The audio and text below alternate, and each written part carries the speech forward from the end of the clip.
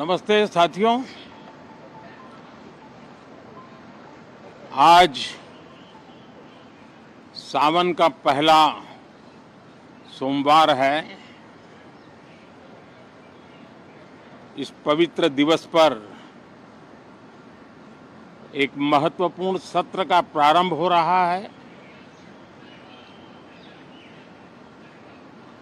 और सावन के इस पहले सोमवार को मैं देशवासियों को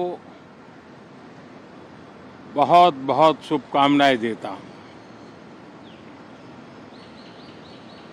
आज संसद का मानसून सत्र का भी आरंभ हो रहा है। देश बहुत बारीकी से देख रहा है कि संसद का यह सत्र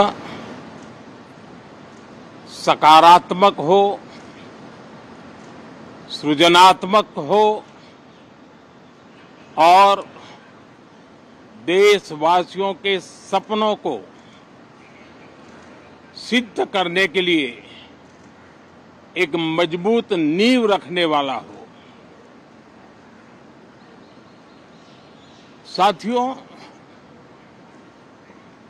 भारत के लोकतंत्र की जो गौरव यात्रा है उसमें ये एक महत्वपूर्ण पड़ाव के रूप में मैं देख रहा हूं। व्यक्तिगत रूप से मुझे भी, हमारे सभी साथियों को भी ये अत्यंत गर्व का विषय है कि करीब 60 साल के बाद कोई सरकार तीसरी बार वापस आए और तीसरी पारी का पहला बजट रखने का सौभाग्य प्राप्त हो। ये भारत के लोकतंत्र की गौरव यात्रा की अत्यंत गरिमापूर्ण घटना के रूप में देश इसे देख रहा है। ये बजट सत्र है। मैं देशवासियों को जो गारंटी देता रहा हूं, क्रमशः रूप से उन गारंटियों को जमीन पर उतारना, इस लक्ष्य को लेकर के हम आगे बढ़ रहे हैं। ये बजट अमृतकाल का एक महत्वपूर्ण बजट है। हमें 5 साल का जो अवसर मिला है, आज का बजट हमारे उन 5 साल के कार्य की दिशा भी तय करेगा और ये बजट 2047 जब आजादी के 100 साल होंगे तब विकसित भारत का जो हमारा सपना है, उस सपने को पूरा करने की मजबूत नींव वाला बजट लेकर के हम कल देश के सामने आएंगे। हर देशवासी के लिए एक गर्व की बात है कि भारत बड़ी इकोनॉमी वाले देशों में सबसे तेज गति से आगे बढ़ने वाला देश है। गत 3 वर्षों में लगातार 8% ग्रोथ के साथ, 8% ग्रोथ के साथ हम आगे बढ़ रहे हैं, हम ग्रो कर रहे हैं। आज भारत में पॉजिटिव आउटलुक, इन्वेस्टमेंट और परफॉर्मेंस एक प्रकार से अपॉर्चुनिटीज की पीक पर है। ये अपने आप में भारत की विकास यात्रा का एक अहम पड़ाव है। साथियों, मैं देश के सभी सांसदों से, किसी भी दल के क्यों न हो, मैं आज आग्रहपूर्वक कहना चाहता हूं कि हम गत जनवरी से लेकर के हम लोगों के पास जितना सामर्थ्य था, उस सामर्थ्य को लेकर के जितनी लड़ाई लड़नी थी लड़ ली। जनता को जो बात बतानी थी बता दी। किसी ने राह दिखाने का प्रयास किया, किसी ने गुमराह करने का प्रयास किया, लेकिन अब वो दौर समाप्त हुआ। देशवासियों ने अपना निर्णय दे दिया। अब चुने हुए सभी सांसदों का कर्तव्य है, सभी राजनीतिक दलों की विशेष जिम्मेवारी है कि हमने दल के लिए जितनी लड़ाई लड़नी थी लड़ ली। अब आने वाले 5 वर्ष के लिए हमें देश के लिए लड़ना है, देश के लिए जूझना है, एक और नेक बनकर के जूझना है। मैं सभी राजनीतिक दलों से भी कहूंगा कि आइए हम आने वाले 4 साढ़े 4 साल दल से ऊपर उठ करके सिर्फ और सिर्फ देश को समर्पित होकर के संसद के इस गरिमापूर्ण मंच का हम उपयोग करें।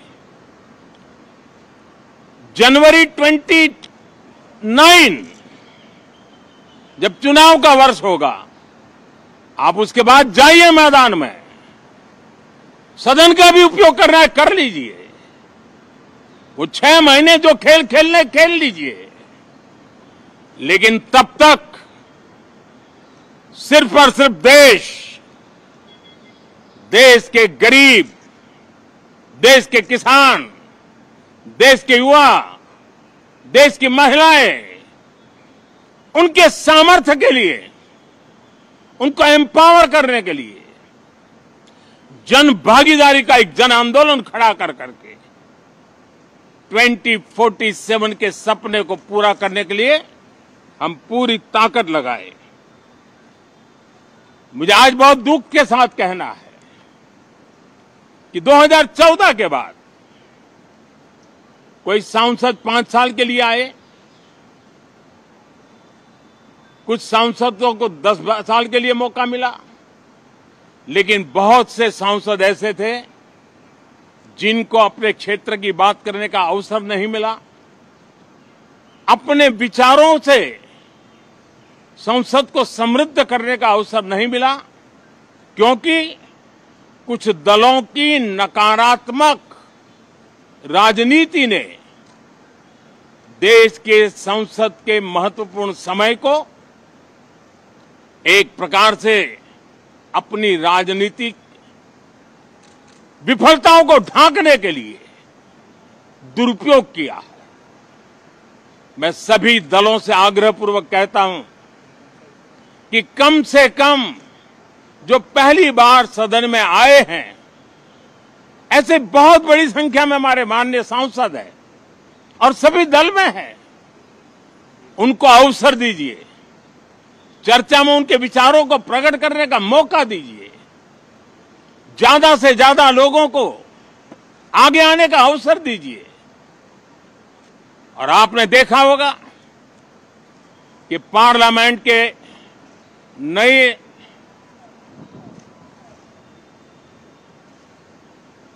संसद गठन होने के बाद जो पहला सत्र था,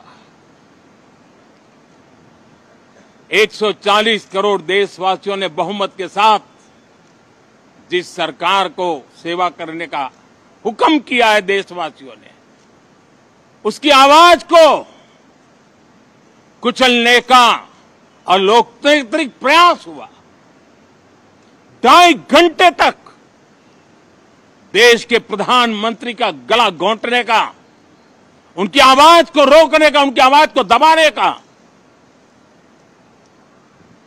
लोकतांत्रिक परंपराओं में कोई स्थान नहीं हो सकता है और इसका कोई पश्चाताप तक नहीं है, दिल में दर्द तक नहीं है। मैं आज आग्रहपूर्वक कहना चाहता हूं, देशवासियों ने हमें यहां देश के लिए भेजा है, दल के लिए नहीं भेजा है।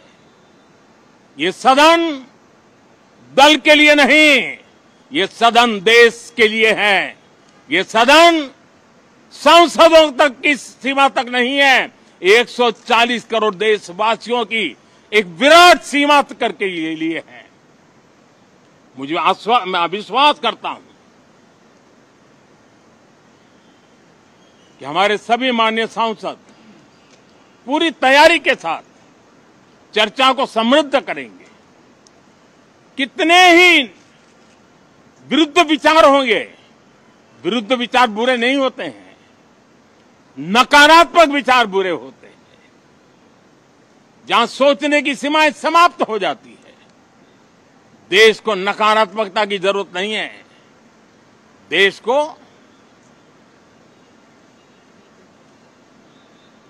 एक विचारधारा, प्रगति की विचारधारा, विकास की विचारधारा, देश को नई ऊंचाइयों पर ले जाने वाली विचारधारा से हमें आगे बढ़ाना होगा।